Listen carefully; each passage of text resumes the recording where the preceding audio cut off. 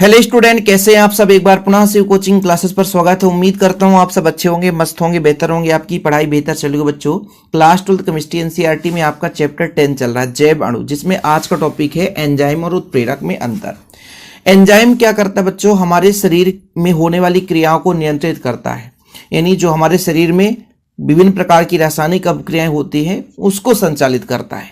जो उत्प्रेरक होता है बच्चों, ये बाहर जो हम प्रयोग करते हैं, एक प्रकार से कई प्रकार की रासायनिक अभिक्रियाओं को संपन्न कराते हैं, वहां पर ये उत्प्रेरक प्रयोग में लाया जाता है। जैसे अपचायक के रूप में आप निकिल का प्रयोग करते हैं, लिथियम एल्यूमिनियम हाइड्राइड का प्रयोग करते हैं, ऐसे आप KMnO4 का प्रयोग करते हैं। तो बहुत सारे उत्प्रेरक होते हैं जो कि एकदम निम्न अणुभार वाले होते हैं, रासायनिक अभिक्रिया की दर को घटा या बढ़ा देते हैं। आप लोगों ने चैप्टर 4 में पढ़ा था उत्प्रेरक, पूरा उत्प्रेरक के प्रकार, धनात्मक उत्प्रेरक, ऋणात्मक उत्प्रेरक, उत्प्रेरक वर्धक, सब कुछ हमने कराया था। तो उत्प्रेरक क्या है? एक रासायनिक अभिक्रिया की दर को घटाता है, बढ़ाता है। लेकिन एंजाइम, दोनों का काम वही है, लेकिन एंजाइम जो हमारे शरीर के अंदर रासायनिक अभिक्रिया को नियंत्रित करता है, यानी क्रियाओं को संपन्न कराता है। जैसे कुछ प्रमुख एंजाइम के नाम हम आपसे कहें तो माल्टेज, माल्टोज को ग्लूकोज और फ्रक्टोज में तोड़ता है। लैक्टेज, लैक्टोज को ग्लूकोज और गैलेक्टोज में तोड़ता है। एमाइलेज, स्टार्च को तोड़ता है। इन्वर्टेज, सुक्रोज को तोड़ता है। यूरिएज, यूरिया को तोड़ता है।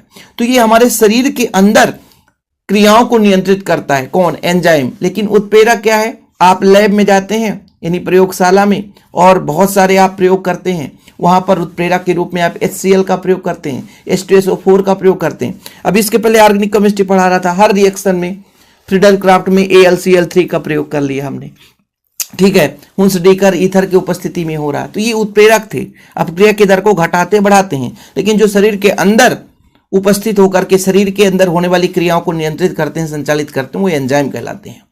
अब उत्प्रेरक जो होता है बच्चों नॉर्मल एक निम्न अणुभार का होता है, लेकिन वहीं पे एंजाइम जो होता है उच्च अणुभार का होता है।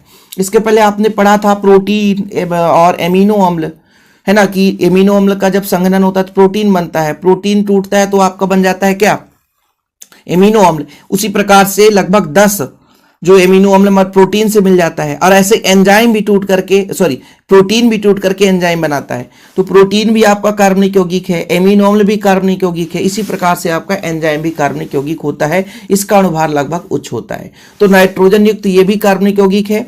एंजाइम में आपका नाइट्रोजन उपस्थित होना आवश्यक है। यदि नाइट्रोजन नहीं है और कार्बोक्सिलिक समूह नहीं है बच्चों, तो फिर ये आपका एक प्रकार से नाइट्रोजन युक्त नहीं रहेगा, तो फिर एंजाइम कहलाएगा ही नहीं। ओके, फिलहाल अभी इतना समझो, पहला अंतर ये है कि नाइट्रोजन युक्त कार्बनिक यौगिक जिसका अणुभार उच्च होता है एंजाइम कहलाता है।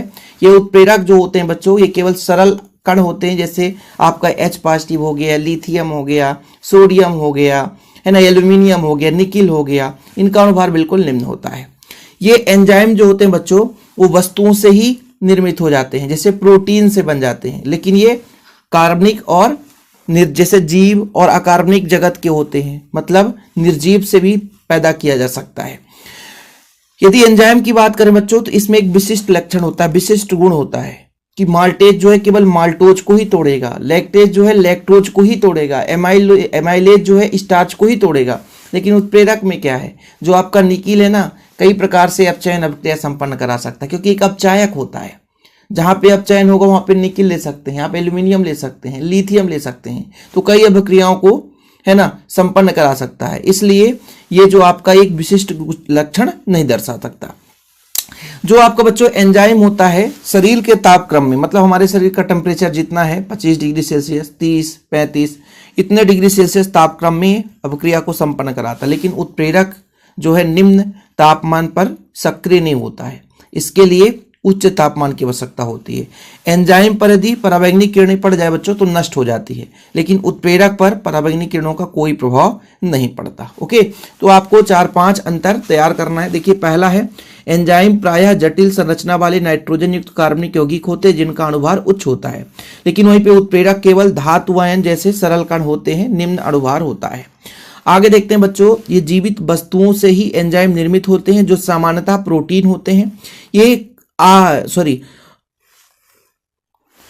तो यहां पर थोड़ा आप लोग सुधारना बच्चों, अकार्बनिक है ये, ठीक है। अकार्बनिक इसे आप लोग बना लेना, अकार्बनिक या निर्जीव जगत के होते हैं। वही तो पढ़ने में मिस्टेक हो रहा है, तो मैं कहा कैसे, अभी इसके पहले बताया भी कि अकार्बनिक भी हो सकता है, निर्जीव जगत से प्राप्त हो सकता है ये।